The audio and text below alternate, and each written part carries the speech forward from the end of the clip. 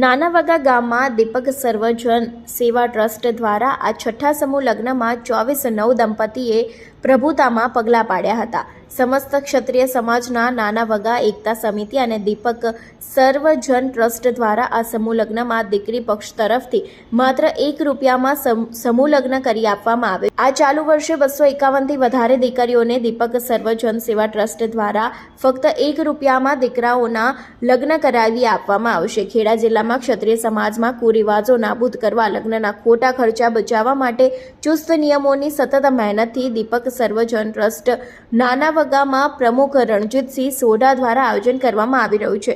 આ છઠ્ઠા સમૂહ લગ્નમાં ખેડા જિલ્લામાં આથી લગ્ન ઉત્સવમાં 24 દીકરીઓના લગ્ન પ્રસંગ યોજાયો હતો.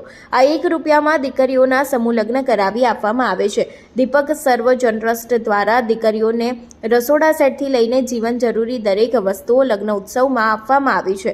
આ સમૂહ લગ્નમાં પ્રમુખ રણજીતસિંહ દ્વારા આયોજન કરવામાં આવ્યું છે અને સમસ્ત ક્ષત્રિય સમાજના પ્રમુખ KM ઠાકોર, તેની સાથે જ ભરતસિંહ પરમાર, પ્રચારક વિનોદભાઈ રાઠોડ સહિત અનેક લોકો ઉપસ્થિત રહ્યા હતા.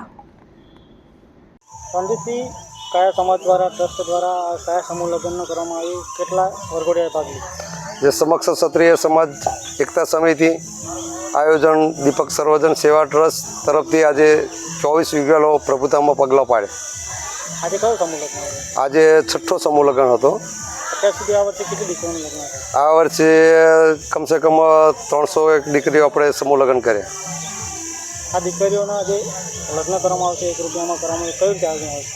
હવે એમાં તો ₹1 દીકરીના આયોજન અમે કરીએ છીએ. એમાંથી સમાજ થકી અમને ઘણો સાથ સહકાર મળી આવે છે અને અમારો સમાજ દાન બી આપે છે અને સારી રીતે આયોજન કરી રહ્યા છીએ. કરિયાવરમાં કઈ કઈ વસ્તુ હશે? કરિયાવરમાં 3 દરવાજાની સીટી તિજોરી અને 4x6નો સીટી પલંગ, 20 કિલોનું ગાડલું, 2 ખુરશી, અન્ય 51 વસ્તુ ભેટ આપીએ છીએ.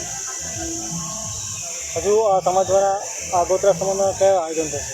હજુ આગોતરા સમાજમાં એવું લાગશે તો આનાથી બી સારું કરિયાવર થાય એવી શુભકામનાઓ છે અમારી.